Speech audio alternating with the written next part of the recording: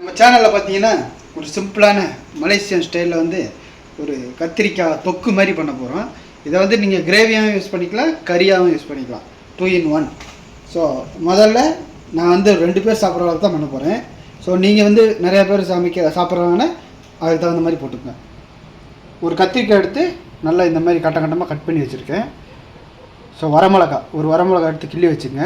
2 பச்சை மிளகா நல்லா இந்த மாதிரி நீளமாக கட் பண்ணி வச்சுங்க. ஒரு தக்காளி நல்லா நறுக்கி வச்சுங்க. லெமன், நான் புளி யூஸ் பண்ணல, லெமன் தான் யூஸ் பண்ணியிருக்கேன், அரை லெமன். ஸோ சின்ன வெங்காயம் முக்கியமாக ஒரு 2 வெங்காயம் 3 வெங்காயம் எடுத்து நல்லா இந்த மாதிரி நறுக்கி வச்சுங்க. பூண்டு ஒரு 6 to 7 பூண்டு நல்லா தோல் உரித்து இடித்து வச்சுங்க. மல்லித்தலை ஒரு கைப்பிடி அளவு இங்கே எடுத்து வச்சுங்க. ஸோ மசாலா பார்த்திங்கன்னா மீன் கறித்தூள் 3 டேபிள் ஸ்பூன், மிளகாத்தூள் 1 டேபிள் ஸ்பூன். ஸோ இந்த சைடு பார்த்திங்கன்னா 1/4 டேபிள் ஸ்பூன் வெந்தயம், 1/4 டேபிள் ஸ்பூன் கடுகு. ஸோ சோம்பு வந்து ஒரு 1/2 ஸ்பூன், அவ்வளோதான். கருவேப்பிலை இருந்தால் கருவேப்பிலை தாளிப்பு போட்டுங்க, நல்லாயிருக்கும். எண்ணெய் வந்து ஒரு 4 டேபிள் ஸ்பூன். அதில் எண்ணெய் விட்டுருவோம்.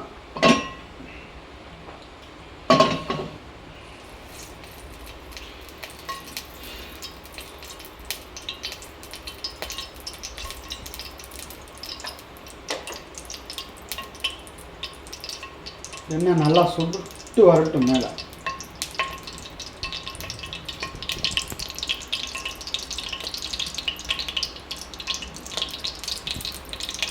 வெந்தயம் போட்டுருவோம்.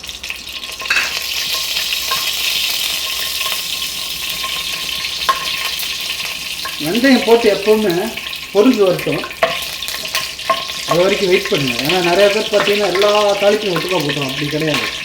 வெந்தயம் போட்டு முதல்ல பொரிஞ்சு வரட்டும். ஏன்னா வெந்தயம்னா ஃபஸ்ட்டு கொஞ்சம் டைம் இருக்கும்.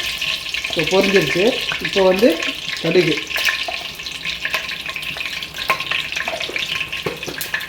போட்டோன்னே சோம்பு,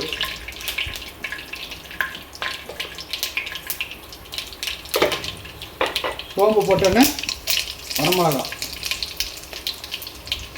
ஸோ நல்ல மணம் வரும். அந்த ஸ்டேஜில் பூண்டு,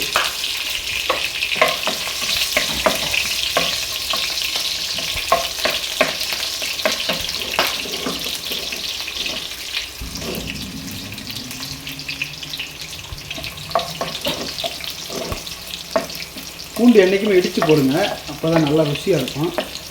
சாப் பண்ணி போட்டாலும் போடலாம். இப்போ வந்து வெங்காயம், ஒரு வெங்காயம்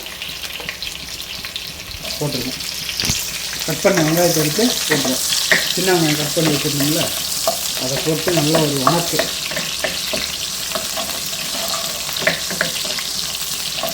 ஸோ இந்த மாதிரி நல்லா வணக்கிட்டு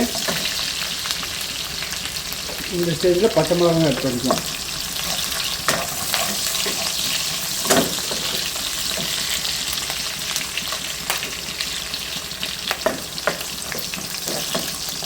ஒரு அளவுக்கு வதங்கினா போதும்.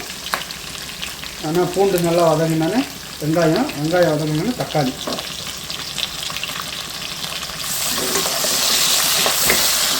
என்றைக்குமே வெஜிடேரியனுக்கு வந்து நம்ம சமைக்கும் போது வெங்காயம் வந்து நல்லா ப்ரௌன் ஆகணும்னு வேண்டியது கிடையாது.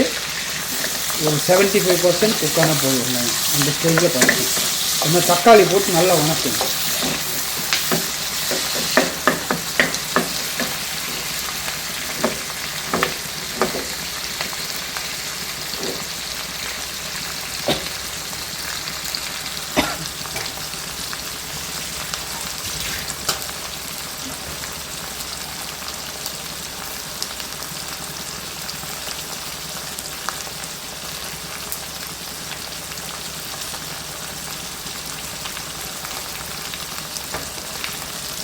நல்லா வதங்கட்டும்.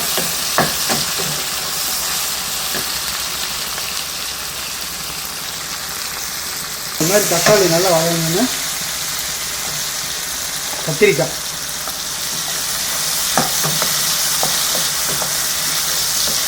பண்ணி ஒரு வணக்கம்.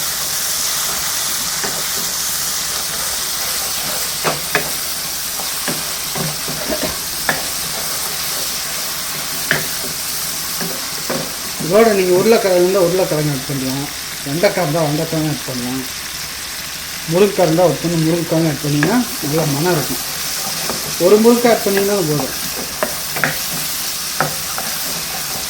நல்லா மிக்ஸ் பண்ணிட்டு கத்திரிக்காய் வந்து எண்ணெயிலே கொஞ்சம் வதக்கிடுங்க. அப்புறம் நல்லா சீக்கிரமாக குக் ஆகிடும். இந்த ஸ்டேஜில் ஃபயர் ஸ்லோ பண்ணிட்டு மிளகாத்தூள் போட்டுருவோம்.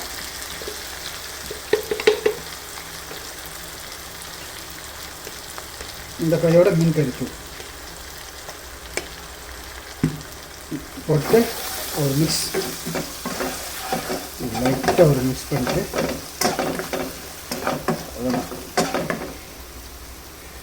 தண்ணி ஊற்றிடுவோம். விட்டு நல்லா கொதிக்க விட்டுருவோம். தண்ணி வந்து நான் ஒரு 2 கிளாஸ் ஊற்றிருக்கேன். ஸோ உங்களுக்கு எவ்வளோ தேவையோ அந்த அளவுக்கு நீங்கள் ஊற்றிக்கலாம். இதை வந்து உங்களுக்கு குறவா வேணுன்னா தண்ணி குறவா ஊற்றிக்கலாம். 1 கிளாஸ் ஊற்றினீங்கன்னா உங்களுக்கு செமி கிரேவியாக வரும். 2 கிளாஸ் ஊற்றினீங்கன்னா கொஞ்சம் திக்காக வராது. ஸோ அவ்வளோதான், சிம்பிளான மெத்தட் தான். இன்னொன்று பார்த்தீங்கன்னா தேங்காய் பால் ஒரு 1/2 கப்பு.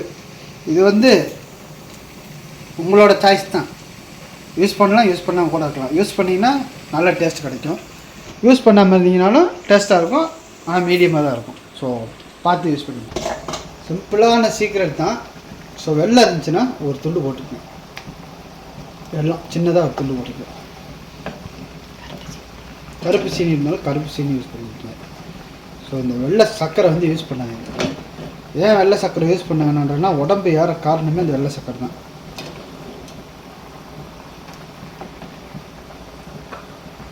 இப்போ வந்து சால்ட்டு போட்டுருவோம்.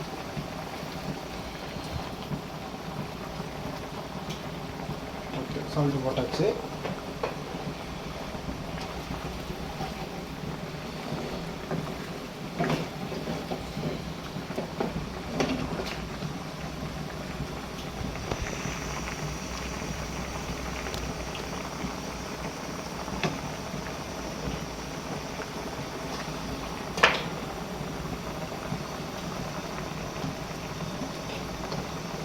சால்ட்டு போட்டோன்னா லெமன் இருக்குல்ல, லெமன் அப்படியே புழிஞ்சிடும்.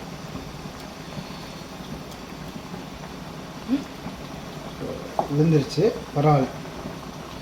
அதில் போட்டு நீங்கள் குக் கூட பண்ணலாம். இந்த மாதிரி போட்டு ரொம்ப நேரம் இல்லை, ஒரு 2 மினிட்ஸ் நல்லா புழிஞ்சிட்டு உள்ளே போட்டு நீங்கள் எடுத்திங்கன்னா போதும். ஸோ நல்லா மிக்ஸ் பண்ணிடுங்க.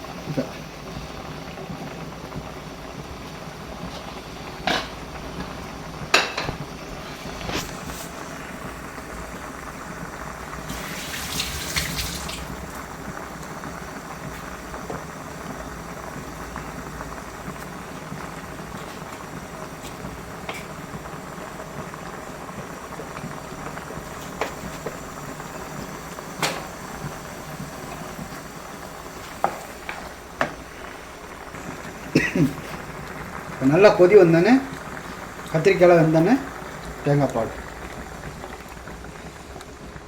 இப்போ தேங்காய் பால் விட்டு என்றைக்கு கொதிக்க விடாதீங்க ரொம்ப நேரம். சும்மா லைட்டாக ஒரு மிக்ஸ் பண்ணால் போதும். இந்த ஸ்டேஜில் போட்டு இதோ கட் பண்ணால் மல்லித்தலை, அவ்வளோதான்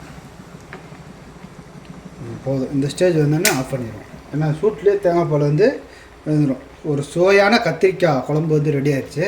ஸோ மறக்காமல் ட்ரை பண்ணி பாருங்கள். சிம்பிளான மெத்தட் தான். ட்ரை பண்ணிட்டு எப்படி இருக்குன்னு சொல்லுங்கள்.